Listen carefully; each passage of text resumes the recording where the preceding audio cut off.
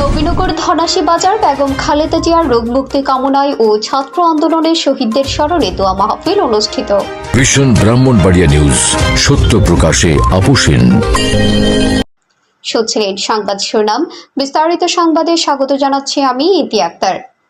ব্রাহ্মণবাড়িয়া ৫ নবীনগর আসন থেকে আগামী জাতীয় সংসদ নির্বাচনে বিএনপির মনোনয়ন প্রত্যাশী বিএনপির জাতীয় নির্বাহী কমিটির অন্যতম সদস্য জননেতা সালাহউদ্দিন ভূঁইয়া শিশিরের উদ্যোগে তিনবারের সাবেক প্রধানমন্ত্রী দেশনেত্রী বেগম খালেদা জিয়া এবং বিএনপির ভারপ্রাপ্ত চেয়ারম্যান দেশনায়ক তারেক রহমানের সুস্বাস্থ্য ও দীর্ঘায়ু কামনায় ও বৈষম্য বিরোধী ছাত্র জনতার আন্দোলনে নিহত শহীদদের স্মরণে আলোচনা সভা ও দোয়া মিলাদ মাহফিল অনুষ্ঠিত হয়েছে।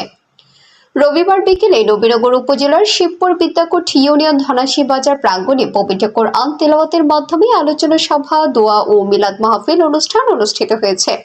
উক্ত দোয়া ও আলোচনা সভা অনুষ্ঠান বিশ্ববিদ্যালয়ের সাবেক ছাত্রদল নেতা, আধুনিক ধনাশীর উন্নয়নের রূপকার, বিশিষ্ট সমাজসেবক ও শিক্ষক নাজির হোসেন ভূঁইয়া নজরুল সভাপতিত্বে ও অ্যাডভোকেট মহিউদ্দিন ভূঁইয়া বাবুর সঞ্চালনায় এতে বক্তব্য রাখেন শিবপুর ইউনিয়ন বিএনপির সভাপতি হোসেন আহমেদ, মোহাম্মদ তাজুল ইসলাম ভূঁইয়া, আব্দুল মজিদ ভূঁইয়া মন্টু, মোহাম্মদ আলী হোসেন ভূঁইয়া নবী, শিবপুর ইউনিয়ন ছাত্রদলের সাবেক সাধারণ সম্পাদক ফারুকুল ইসলাম বিল্লাল, এনামুল হক সেন্টু, যুবদল নেতা মামুন ভূঁইয়া, মোহাম্মদ খায়রুল আলম ভূঁইয়া ও ছাত্রদল নেতা সুমন, রাজু সহ আরও অনেকে।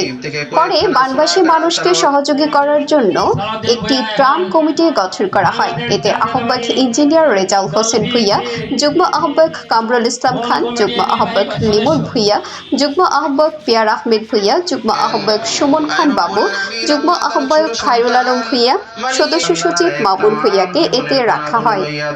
অনুষ্ঠান শেষে দেশ ও জাতির কল্যাণার্থে এবং বেগম খালেদা জিয়া ও দেশনায়ক তারেক রহমানের সুস্বাস্থ্য ও দীর্ঘায়ু কামনায় এবং বৈষম্য বিরোধী ছাত্র আন্দোলনের শহীদদের স্মরণে রুহের মাগফিরাত কামনায় দোয়া মোনাজাত করা হয়।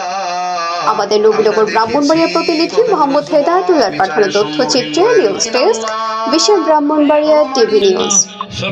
ব্রাহ্মণবাড়িয়ার সকল সংবাদ সবার আগে পেতে ভিশন ব্রাহ্মণবাড়িয়া টিভি চ্যানেলটি লাইক, কমেন্ট, শেয়ার করার অনুরোধ রইল। ধন্যবাদ।